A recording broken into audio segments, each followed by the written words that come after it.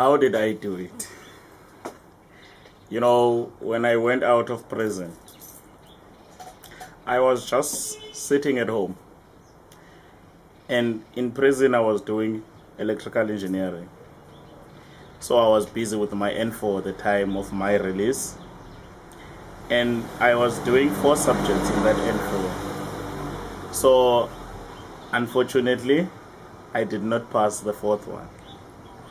So now, I was like so keen to go forward and told myself that, while I'm still sitting around and looking for something to do, let me go and enroll. But I was going to enroll part-time, because during the week I was volunteering at Proud2b, and on weekends I was able to go and do my studies. So I enrolled on Saturdays. It was very difficult back then because financially I was so broke. And that did not keep me back because I was broke. I told myself, I'm gonna find a way and I'm going to make it work. So my parents were helping me to go to my studies on Saturday, and they helped me as well with transport to go and shadow the Proud2b ME facilitator. And even at that time, I was still doing community service. Community service, it was part of my sentence to go and do the services free of charge. So I was cleaning the police station twice in each and every month. So while I was doing this community service, and I needed something, I needed to earn something. It was in winter when one of the police officers asked me to go and buy paraffin for him. There is a place that is selling a paraffin just around the corner in our local police station. I went there, and what I found there was that the paraffin was much cheaper than we buy in the location. The difference was 3 rands. So I told myself, with 3 rand, if I can have a profit of 3 rand a liter, then it will make my life much easier. So I told myself, what I'm going to do is that I'm going to buy 25 liters of paraffin. And I took that money and went to buy that 25 liters of paraffin. With that 25 liters of paraffin, I decided that no, wait, everyone in the location is charging 13 rand a liter and they're making a 3 rand profit. So I decided that I want to make a 2 rand profit. Then I decided to sell my paraffin with 12 rands. And I've put this little board in front of our yard at home. Everyone was laughing when I've put the board up that I'm selling paraffin. It was 12 rands. But everyone, they saw that, if we can be able to save this 1 rand, why not buy the 12 rand paraffin? And within a day, that 25 liter of paraffin was sold. And I've made a profit. And I decided to go and buy another one the next day. Then in that next day, it was sold as well. And I've made some profit.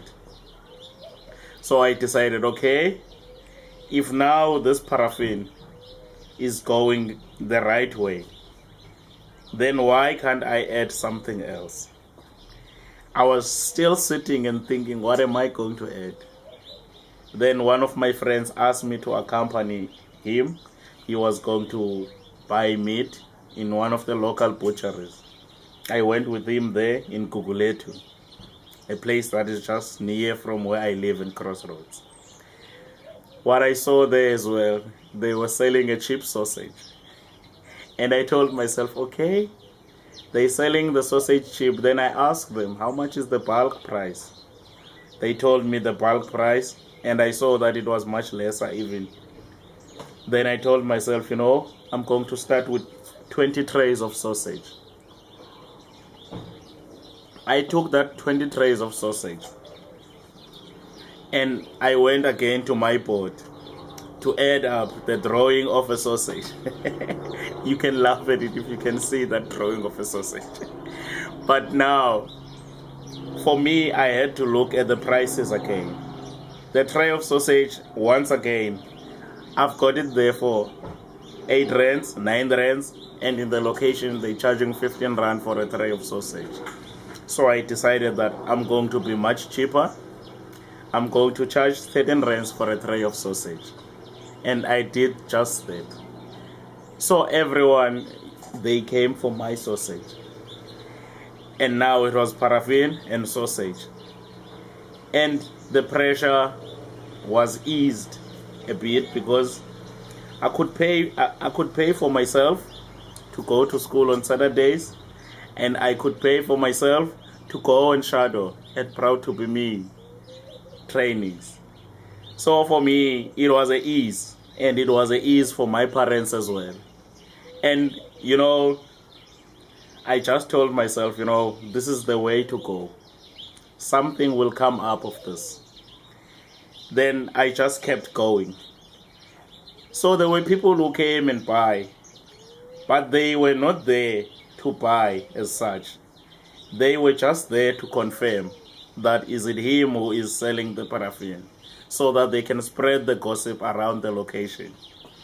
And they did came, but forgetting that by buying and go and gossip, they actually supporting me, because the scent that they leave, it does something for me. So I told myself, you know, I'm just going to be myself. So even some of my friends were just laughing at me that what happened with you? And they were always saying that we know you.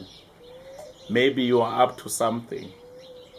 And just in a matter of time, it will reveal itself what you are up to.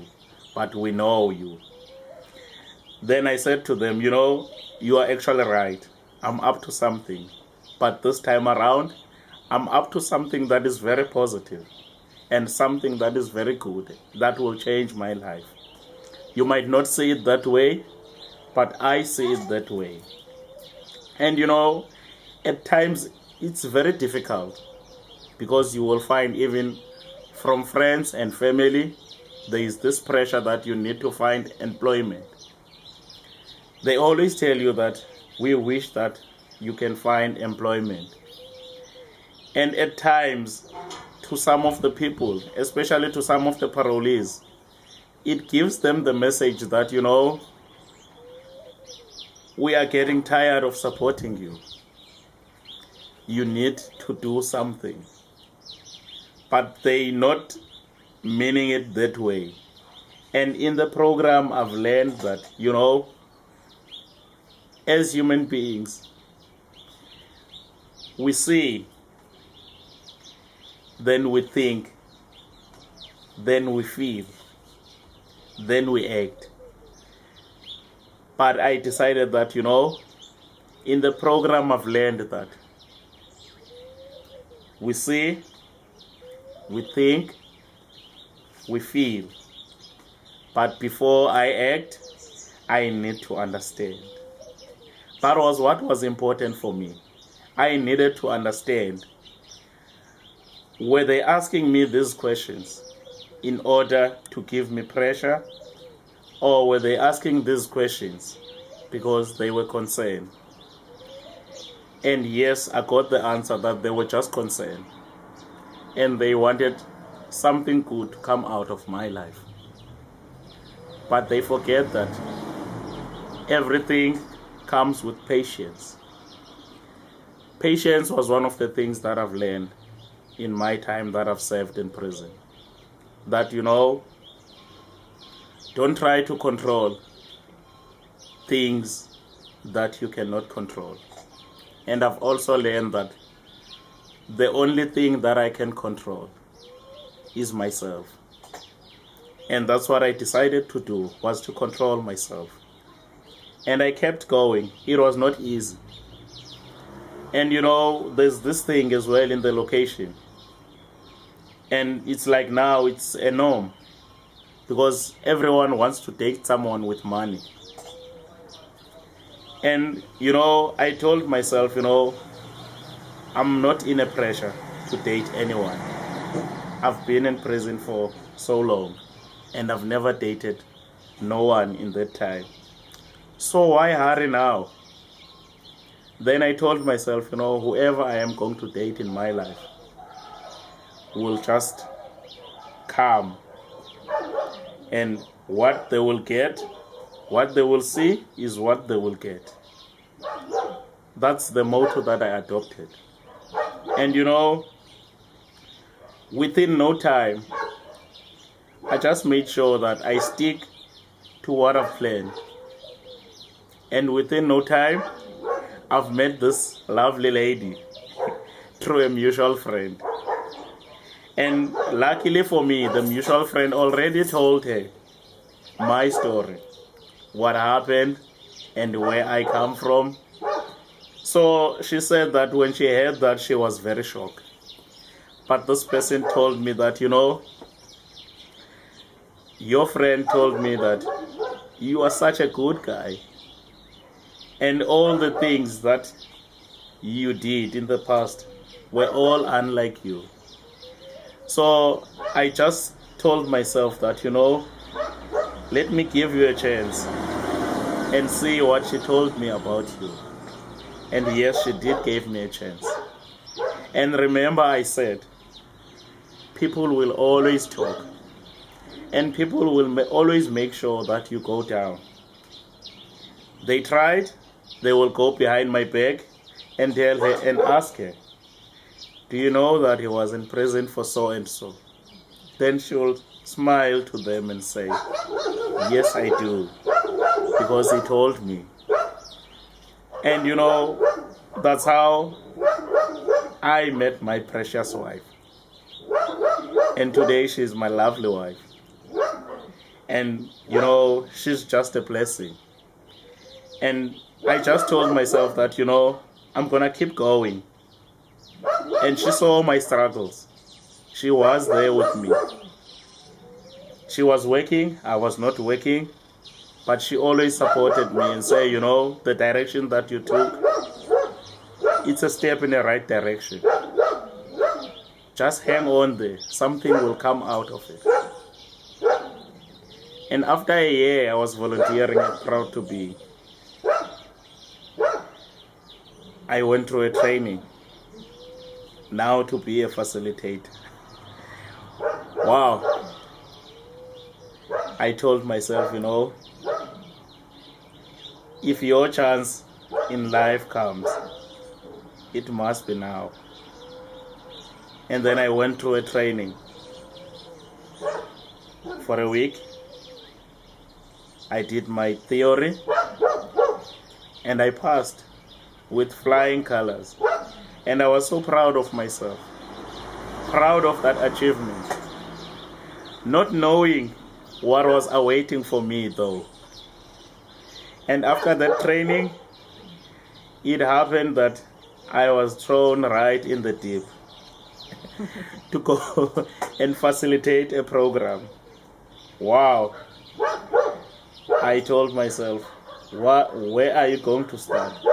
How are you going to do this? And I always say to myself, if I was told that it was a group of social workers that I was going to do the program with, I would have said maybe no, not this time, I'm not ready yet. But I was never told who I was going to give the program to. On that day, I still remember, on that day, I walked in that boardroom. When I looked around at me, everything was so organized, and there were people already that were there sitting and waiting for me. And while I was preparing, I was asking myself, what am I going to say to these people? because these people are social workers and they've been there and they know everything. What am I just going to say to them? But yeah, I just continued preparing. Then we did the introduction. Wow, I could see that, now I was starting to be myself. I went on with the training. Wow, I'll never forget that day. I've went on with the training, and it was my first training. But all of them, after the first session, they came up to me and say, wow, well done. We never thought that this program is this powerful. And that made me keep my head level and tell myself that, I just want to continue. If my time is, it's now. That's what I kept telling myself that day. I came for the second session, and I knew this time around there were expectations. But one of the things that I've learned from Adele was that she told me that, when you go for a training, the participants are not there to see you perform. They're just there to learn from what you are going to come up. And it boosted my confidence. I went there knowing that they're not there to see me perform. They want to see whatever I come with. And in the end of the training, they gave me a light, a candle light, and they told me that I must never stop shining that light, because there are millions of South Africans that needs this. We need to just keep going, and it's not easy. But yeah, after that, I remember being called in the office to sign a contract to say that now you are a facilitator. Well done. For me, I couldn't stop tears. They were on my cheeks. It was like, for me, it was the first time being called to say that this is the contract of employment. It was the first time in my life. And I was so happy. And I knew that with the payment now that I'm going to get, it's going to make a difference in my life. And I was so happy that for the first time, I'm going to support my family